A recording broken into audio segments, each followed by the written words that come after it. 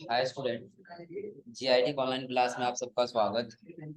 और आज की क्लास में हम जानेंगे कि यदि टैली में हमको टैक्स इंक्लूसिव का यूज करना हो तो कैसे करेंगे। तो सबसे पहले हम आते हैं अपने टैली अपने नोट्स वाले पर।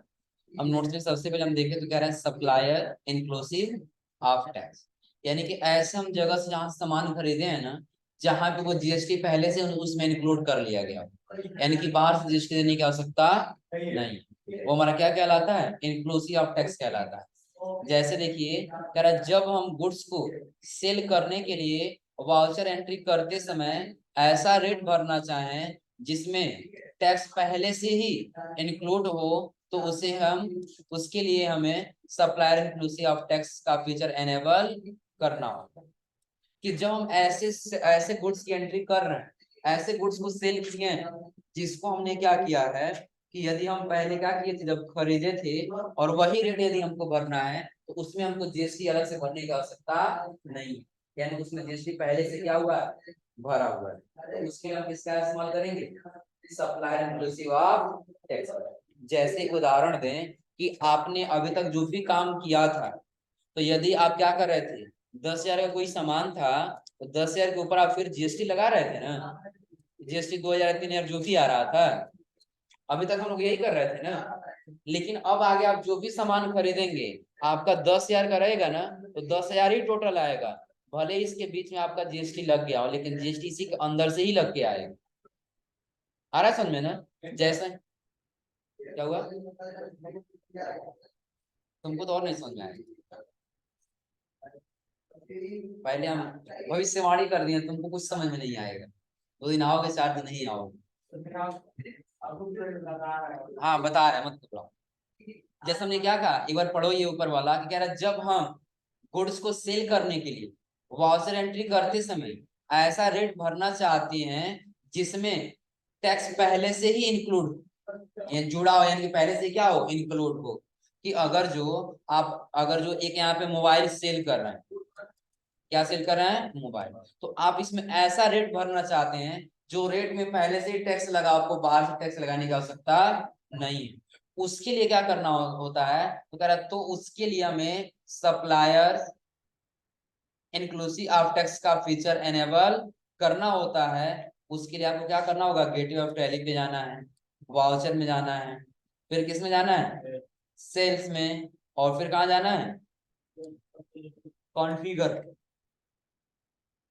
और कॉन्फ़िगर में जाने बस आपको दिखा देगा provide rate inclusive of tax for stock item.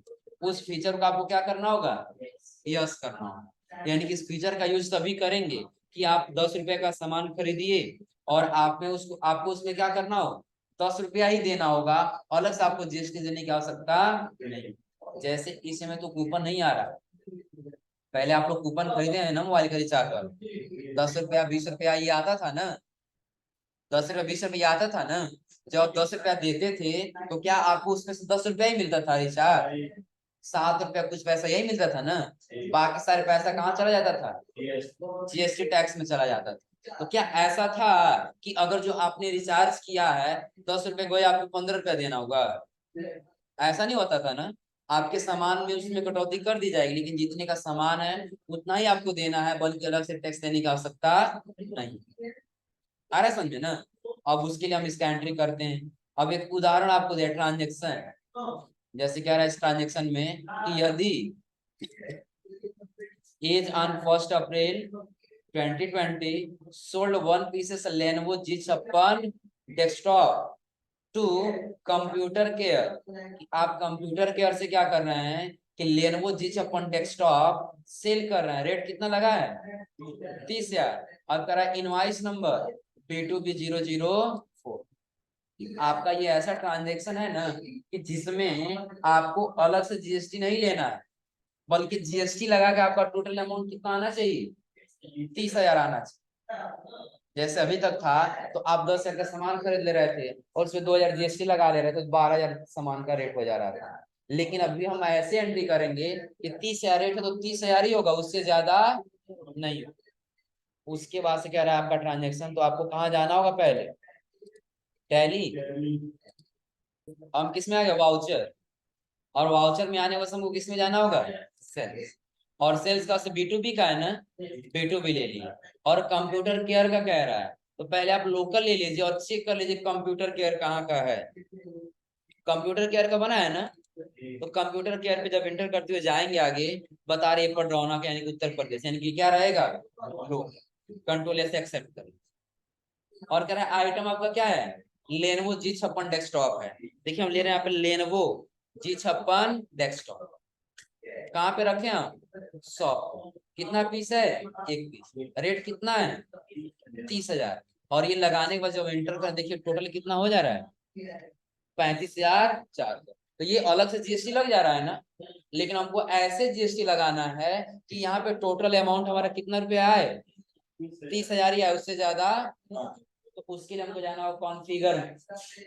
कहाँ जाना होगा, कॉन्फ़िगर। और कॉन्फ़िगर में जाने के बाद से आपको यहाँ पे दिखाई देगा टैक्स डिटेल, और टैक्स डिटेल में दिखाई देगा provide rate inclusive of tax for stock item. इस वाले फीचर को क्या करना होगा, ये करने से क्या होगा, अभी रेट भरने का कॉलम आपका एक आ रहा था ना, जब ये फीचर यस कर देंगे तो रेट भरने का आपका कॉलम कितना आएगा, तो कंट्रोल से एक्सेप्ट कर लीजिए। अब चलिए हम यहाँ से एंटर करते हुए आ गए। आइटम क्या था हमारा, लेनोवो G56 डेस्कटॉप। शॉप पे है, क्वांटिटी कितना है, रेट कितना है, 30 है। देखिए इसमें ऑटोमेटिक 25 आया है ना, और एंटर करके नीचे जाएंगे तो अपने आप GST आ गया, राउंड अप लग गया है ना। और टोटल अमाउंट कितना आया है, 30 दिख रहा है, हो जाएगा, कोई दिक्कत इसमें। यानी कि ऐसे आपने रेट भरा, ऐसे जगह पे आपने रेट भरा कि जो भी आपका अमाउंट है वो GST उसी में इंक्लूड है, आपको बाहर से लगाने की आवश्यकता नहीं है। तो जैसे हमने यहाँ पे इंक्लूसिव और टैक्स में भरा है तो 30,000 का ही सामान है, लेकिन GST अलग अलग किया कि नहीं किया, दिख रहा है ना। आपका GST बता दे रहा है कि इसको और इसको यदि आप जोड़ेंगे तो आपका टोटल अमाउंट कितना आएगा, 30,000 हो जाएगा, कोई दिक्कत इसमें। कंट्रोल ऐसे क्या कर लिए, एक्स। प्रिंट वाला हम लोग यस किए थे ना, प्रीव्यू कर लीजिए, देख लीजिए इसका प्रीव्यू दिख जाएगा आपको, दिख रहा है प्रीव्यू कि पार्टी नेम कौन है, गायत्री कंप्यूटर। और आपने खरीदा किससे, आपका बायर यानी कि ये आपका कस्टमर कौन सा है, बिल टू कंप्यूटर के, कहाँ का है, पडरौना, जिसका जिस नंबर स्टेट दिया गया है, कौन सा, वही है कंप्यूटर केयर का ही है। हाँ शिप टू और बिल टू अलग अलग होता है। शिप टू का मतलब होता है कि सामान कहाँ कहाँ जा रहा है, और बिल टू का मतलब होता है बिल कहाँ के लिए बन रहा है। आ रहा है समझ में ना। जैसे आपको कोई सामान बेचना है, आपका ये बिजनेस है, और आपका कस्टमर यहाँ से आया पडरौना से, और आपके पास आया तो कह रहा है ये काम करिए, आप हमको 10 पीस रिमोट दे दीजिए। आपके पास नहीं है तो आपने क्या कहा कि आप हमको कुछ एडवांस दे दीजिए, और बाकी जो है हम सामान मंगवा के आपके यहाँ भिजवा दें। आ रहा समझे ना। तो उसने आपको कुछ पैसा दिया, और आपने क्या किया, अपने सप्लायर से वो सामान का आप खुद ऑर्डर दे दिए। आ रहा समझे ना। और आपने ये कहा कि वो सामान मेरे यहाँ नहीं भेज करके, बल्कि जो हम एड्रेस भेज रहे हैं उसके वहां भेज दीजिएगा। इसने एड्रेस भेज दिया यहाँ का, कि सामान डायरेक्टली कहाँ आ गया, इस वाले लोकेशन। अब ये लोकेशन हमारा क्या हो जाएगा, शिप टू हो जाएगा। क्या हो जाएगा, शिप। और बिल टू यानी कि जो आप इसका बिल बना है वो बिल किसके लिए है, तो वो बिजनेस वो हमारे बिजनेस के लिए बनेगा ना, तो वो हमारा एड्रेस हो जाएगा, यानी कि बिल टू में हमारा एड्रेस, और यदि किसी और के पास हम भेजे हैं तो उसका ये है। हो जाएगा ना। और उसके बाद जब आगे जाएंगे तो आगे आपको इसमें मिलेगा क्या, आपने सेल किया लेनोवो G56 डेस्कटॉप, एक पीस HSN कोड दिया, उसका एक पीस दिया है, आपका टोटल रेट कितना है, 30,000। चूंकि आपका GST जो नहीं रहेगा तब कितना आएगा, 25,423 रुपया 73 पैसे। टोटल अमाउंट आपका ये है, और GST जब सारा जोड़ लिया है तो टोटल अमाउंट आपका कितना आया है, 30,000। जिसमें आपका देखिए वही बता रहा है ना, ये आपका क्या है, टैक्स है वाले, यानी कि बिना टैक्स का वैल्यू है। और 9% आपका क्या लगा, सेंट्रल टैक्स, और 9% आपका स्टेट टैक्स। तो टोटल वैल्यू आपका ये है, और सारा मिलकर कितना हुआ है, 30। निकल जाएगा, कोई दिक्कत इसमें। कर रहे जाएंगे सभी लोग ना। अब देखिए अगला क्या कह रहा है, अब अगला कह रहा है हमारा सेल्स ऑफ एसेट, कि अब आपको क्या करना है कि अभी तक आपके बिजनेस में जो एसेट्स था ना, अब आप उसी एसेट्स को किसी कारणवश बेच रहे हैं। क्या कर रहे हैं उसी एसेट्स को,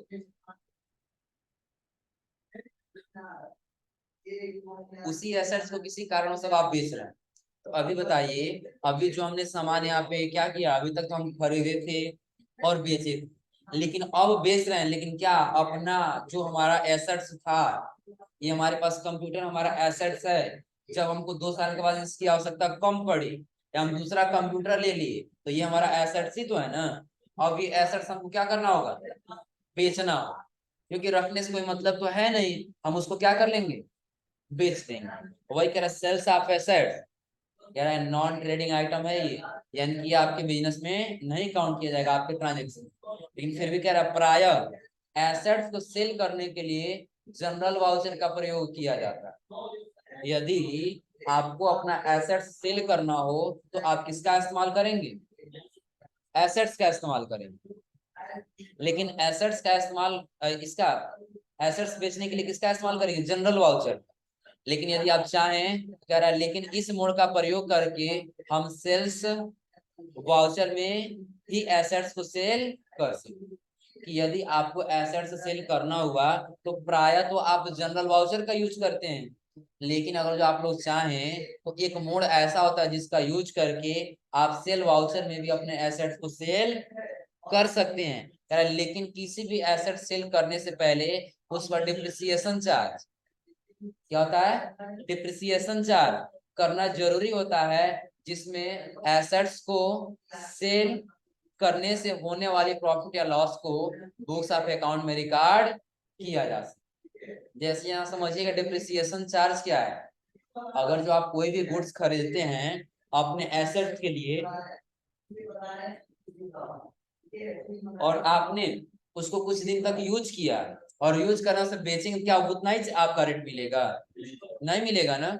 जो पैसा आपका कम होगा वही पैसा आपका कहलाता है डिप्रिसिएशन चार्ज, वही क्या कहलाता है, डिप्रिसिएशन चार्ज। और फिर आगे कह रहा है डिप्रिसिएशन चार्ज के बाद से, जैसे ट्रांजेक्शन दिया है, ये on 2 April 2021 computer has been sold for RS 25 to किससे, कंप्यूटर एम्पायर से, कि आपने पहले जो कंप्यूटर खरीद के अपने बिजनेस में रखा है ना, आप उसी कंप्यूटर को क्या कर रहे हैं, सेल कर रहे हैं 25,000 रुपया में। किससे सेल कर रहे हैं, कंप्यूटर एम्पायर। अब कह रहा है डिप्रिसिएशन हैज बीन चार्ज, आपका डिप्रिसिएशन कितना परसेंट लगा है, 10%। और कह रहा है PA before selling of fix assets you have to calculate write down value of computer, it help to calculate profit or loss on sales of fixed assets, कि यदि आपने जो एसेट्स सेल कर रहे हैं उस एसेट्स पे आपका डिप्रिसिएशन चार्ज कितना लगा है, 10%। और 10% जब आपका डिप्रिसिएशन लग रहा है ना, तो आप क्या कर पाएंगे, सेल करते समय अपने फिक्स एसेट्स को ये कैलकुलेट कर पाएंगे या लिख पाएंगे कि जो आपने कंप्यूटर सेल किया उसका डाउन पेमेंट कितना हो रहा है। और डाउन पेमेंट करने के बाद से आपका एक सहायता मिल जाएगा किसमें, प्रॉफिट एंड लॉस अकाउंट निकालने में। क्या निकलेगा प्रॉफिट एंड लॉस अकाउंट में, तो आपने अगर जो 30,000 का कोई सामान खरीदा है और 25,000 में बेचा, तो 5,000 आपका लाभ हुआ कि हानि हुआ। और जो अधिक पैसा हम बेचते तो लाभ होता है, और जो कम पैसे में बेचते हैं तो क्या हो रहा है, हानि हो रहा है। जब हम डिप्रिसिएशन चार्ज लगाएंगे तभी तो पता चलेगा ना, और यदि नहीं लगाएंगे तो पता चलेगा नहीं। उसका सॉल्यूशन दे रहा है, कह रहा सॉल्यूशन में कि आपको लेजर क्रिएट करना होगा डिप्रिसिएशन का, और अंडर ग्रुप क्या रहेगा, इनडायरेक्ट एक्शन। और आपको एक और लेजर बनाना होगा प्रोविजन फॉर डिप्रिसिएशन, और इसका अंडर ग्रुप क्या रहेगा, प्रोविजन। और कह रहा है assets were purchase in May 2020 and will be sold November, क्या हुआ, हाँ बेचेंगे तो लॉस होगा। अभी समझिए क्या कह रहा है, कह रहा है जब आपने कंप्यूटर खरीदा तो मई 2020 में खरीदे थे, और जो आप बेच रहे हैं सोल्ड कर रहे हैं तो कब सोल्ड कर रहे हैं, नवंबर 2020 में। कह रहा है आफ्टर 6 मंथ, यानी कितने महीने के बाद बेच रहे हैं, 6 मंथ। अब कह रहा सो हाफ ईयरली, अब वहां पे क्या फुल ईयर लगेगा, एक साल, कौन सा लगेगा, हाफ ईयरली। इसके लिए कह रहा है depreciation will be charge on assets value, depreciation. तो आपने 30,000 में कंप्यूटर क्या किया था, खरीदे थे, और 10% आपका क्या लग गया उस पे, जीएसटी। जीएसटी ने डिप्रिसिएशन 10% क्या लगा, डिप्रिसिएशन चार्ज। तो परसेंटेज में निकालने के लिए आपको मल्टीप्लाई करना होगा ना 100 से, और फिर आपका मल्टीप्लाई कर दिया 6 से और डिवाइड कर दिया 12 से। तो इसका मतलब ये हुआ कि आप क्या करना चाहते हैं, 6 महीने में ही आप उसको सेल कर रहे हैं। तो जो आपका 1 साल पे निकलने वाला था वो कितने महीने में निकलेगा, 6 महीने। तो टोटल आपका चार्ज कितना आ जा रहा है, 1500। यानी पहले हम 2 लेजर बना लेना, पहला किसका, डिप्रिसिएशन, पहला बना लिए एक लेजर क्रिएट, और उसके बाद से लेजर, और लेजर के बाद से यहाँ बना लिए लेजर में डिप्रिसिएशन, और अंडर क्या रहेगा, इनडायरेक्ट। कंट्रोल एस क्या कर लेंगे। अगला एक और लेजर कैरो बनाने के लिए ना, प्रोविजन फॉर डिप्रिसिएशन। इसका अंडर ग्रुप क्या रहेगा, इसका अंडर ग्रुप प्रोविजन क्या रहेगा, प्रोविजन, और कंट्रोल एस क्या कर लेंगे, एक्सेप्ट, हो जाएगा क्या। हाँ बता रहे हैं। अब अगला हमको क्या करना है, अगला एक और बनाना है, loss on sales of assets, कि आपने जो एसेट्स सेल किया है उसको सेल करते समय आपका टोटल कितना लॉस हुआ है। इसका अंडर ग्रुप क्या रहेगा, इनडायरेक्ट एक्सपेंस, हो जाएगा ना। और कंट्रोल से क्या कर लेंगे, एक्सेप्ट। अब देखिए, अब कंप्यूटर कर आप कितना में सेल कर रहे हैं, कितना में सेल कर रहे हैं, 25,000 में ना, ऊपर कितना कह रहा है, 25,000। एक चीज ध्यान दीजिए, ये हम जनरल ऑप्शन में इसका एंट्री कर सकते हैं ना, हम टैली में गए और आगे किसमें, वाउचर, और वाउचर के बाद से जनरल। जनरल हम क्या कर रहे हैं, तो कंप्यूटर सेल कर रहे हैं, कंप्यूटर और बिजनेस में आ रहा है, जा रहा है, जा रहा है। हमने यहाँ पे ले लिया क्या, पहला हम सेल कर रहे हैं कंप्यूटर,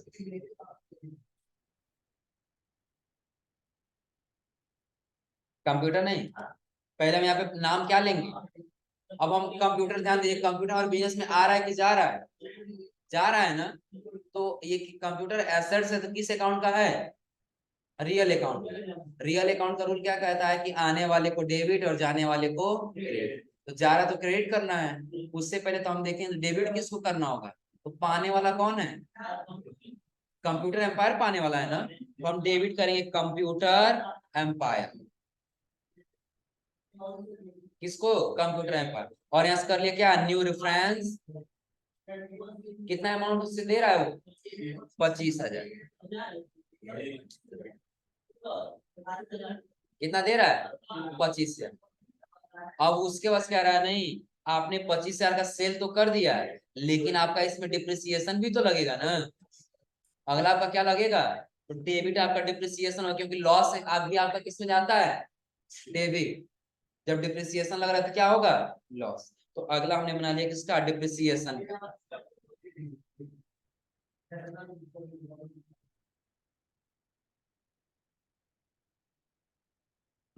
और नहीं, प्रोविजन फॉर डिप्रिसिएशन है ना, तो अगला मेरे लिए प्रोविजन फॉर डिप्रिसिएशन। तो जब हम यहाँ पे निकाले नोट्स में तो कितना रुपया आया था, यही आया है ना, कितना रुपया आया है, 1500।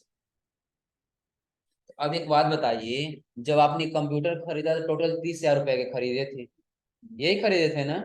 और जब आप सेल करे तो कितना रुपये में सेल कर रहे हैं, 25,000 में, 1500 आपका डिप्रिसिएशन लग गया, तो फिर आपका लॉस अकाउंट कितना होगा, डेबिट कर देंगे लॉस अकाउंट को कितने रुपए से, बाकी इन दोनों के बीच में कितना बच रहा है, कितना बच रहा है जी, 3500 बचेगा ना। यहाँ टाइप कर लेंगे, बाकी आपका 3500 रह जा रहा है। और क्रेडिट कर देंगे किसको, वो कंप्यूटर, किसको क्रेडिट कर देंगे, कंप्यूटर। और क्रेडिट कंप्यूटर करने के बाद कंट्रोल एस क्या कर लेंगे। अब ध्यान दीजिए कि आपने कंप्यूटर एम्पायर को 25,000 में क्या किया है, सेल किया है। जिसमें प्रोविजन फॉर डिप्रिसिएशन आपका कितना लगा है 1500 और लॉस आपका कितना गया है 35। ये 3500 3500 इसलिए जा रहा है कि ये आपका 1500 तो जाना ही जाना था, 1500 जाना ही जाना था। क्यों? क्योंकि आपने ऑब्जेक्ट से आपका सामान खरीदा है और आप खुद कह रहे हैं नहीं आपको हम 10% हमको डिस्काउंट देंगे हमारा सामान ले लीजिए।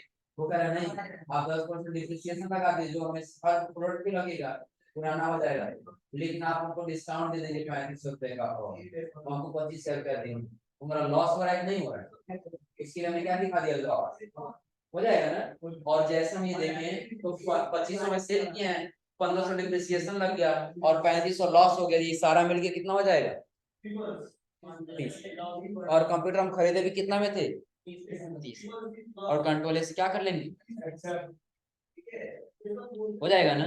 लेकिन आपको एक और काम करना होगा, नीचे देखिए आपको डिप्रिसिएशन से प्रोविजन फॉर डिप्रिसिएशन में ट्रांसफर किया है कितना रुपया 1500। इसलिए क्योंकि आपने यहाँ पे डिप्रिसिएशन जो लगाया है ना उस डिप्रिसिएशन पैसा को आपको लॉस में दिखाना होगा। किस में दिखाना होगा लॉस में। जैसे अभी हम आज अपने टैली में और प्रॉफिट एंड लॉस अकाउंट और यहाँ पे अल्ट F1 कर दिया एक्सपेंस डिटेल के लिए पता है ना। अब देखिए अब जैसा हम एक्सपेंस में आ रहे हैं तो इसमें कहीं आपको 1500 रुपया दिखाई दे रहा है, खर्च तो वो भी हुआ है ना लेकिन कहीं दिखाई दे रहा है। वो दिखाने के लिए आपको क्या करना होगा, आप जाइए वाउचर में जनरल वाउचर और फिर आप किसको करेंगे यहाँ से डिप्रिसिएशन में जा रहा है ना, हमने ले लिया डिप्रिसिएशन कितना रुपया है 1500 किसके माध्यम से तो प्रोविजन फॉर डिप्रिसिएशन के माध्यम से। और प्रोविजन फॉर डिप्रिसिएशन पहले 1500 था ना, अब क्या हो गया है 0। कंट्रोल ऐसे क्या कर लेंगे एक्सेप्ट। अब आप चेक करिए प्रॉफिट एंड लॉस अकाउंट तो अल्ट F1 एक्सपेंड डिटेल के लिए आप देखिए दिखाने लगा 1500, क्या इसके पहले एक्सपेंस में दिखा रहा था नहीं, लेकिन जैसा हमने ये वाला ट्रांजैक्शन किया अब वो 1500 बताने जाएगा हाँ 1500 आपका और भी इसमें एक्सपेंस हुआ है, हो जाएगा ना कोई दिक्कत इसको करने में। तो पहले हमने आपको बताया इंक्लूसिव ऑफ टैक्स यानी कि ऐसे गुड सेल करना जिसमें टैक्स पहले से ही लगा आपको बाहर से लगाने की आवश्यकता नहीं। और दूसरा हमने आपको बताया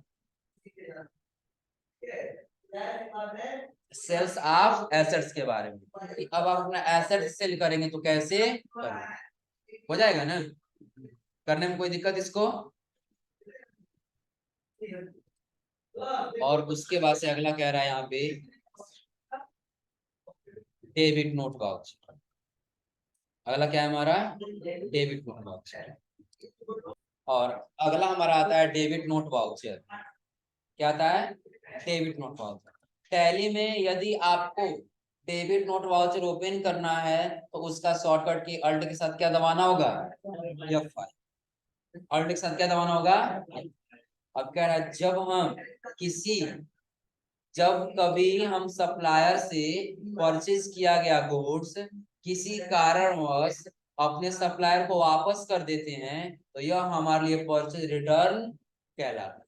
ये आपको हमने बताया था थ्योरी में परचेज रिटर्न के बारे में टर्म कंडीशन वाले में, याद है ना अकाउंटिंग टर्म वाले में कि परचेज रिटर्न क्या होता है सेल्स रिटर्न क्या होता है। तो परचेज रिटर्न में हमने ये बताया था कि जब हम खरीदा गया गुड्स किसी कारण से अपने सप्लायर को वापस कर देते हैं तो वो हमारा क्या होता है परचेज रिटर्न। जैसे कि ये हमारा एक बिजनेस और इस बिजनेस में हमने पडरौना के किसी सप्लायर से 10 पीस हम लेके आए थे क्या माउस, 10 पीस क्या लेके आए थे माउस, जिसमें से हमारे पास लाने पे वो 4 पीस क्या हो गया तो 4 पीस को ला के वापस देंगे ना, ये वापस ला के देने की प्रक्रिया हमारी क्या कहलाती है परचेज रिटर्न। क्या कहलाता है परचेज। अब उस परचेज रिटर्न में ध्यान दीजिए हमको क्या करना है क्या रहा है इस परचेज रिटर्न के लिए हमारा सप्लायर हमें एक क्रेडिट नोट इशू करता है कि जो हमारा सप्लायर होता है ना एक नोट इशू करेगा तभी तो हम उसको वापस ला के दे पाएंगे ना, और वो एक्सेप्ट ना कर हम ला के उसको वापस दे पाएंगे नहीं दे पाएंगे ना। कह रहा है कि क्रेडिट नोट इशू करता है और कह रहा है इसी क्रेडिट नोट की एंट्री हमें डेबिट नोट वाउचर में करनी होती, अर्थात परचेज रिटर्न को हमें डेबिट नोट वाउचर में रिकॉर्ड करते हैं और कह रहा है गुड्स परचेज करने के बाद जो आईटीसी प्राप्त होती है वो आईटीसी परचेज रिटर्न में रिवर्स हो जाता है। तो पहले आईटीसी बाद में समझिएगा, पहले भी आप ये समझिए कि डेबिट नोट वाउचर में एंट्री हम किसका करेंगे कि जब हम परचेज किया गया गुड्स अपने सप्लायर को वापस कर देते हैं तो उसके लिए हमको एंट्री किसमें करना होता है, किसमें करना होगा, डेबिट नोट वाउचर। हो जाएगा ना, कोई दिक्कत इसमें। अब आईटीसी क्या है पहले ये समझ लीजिए। आईटीसी का फुल फॉर्म होता है इनपुट टैक्स क्रेडिट। क्या होता है, इनपुट टैक्स क्रेडिट।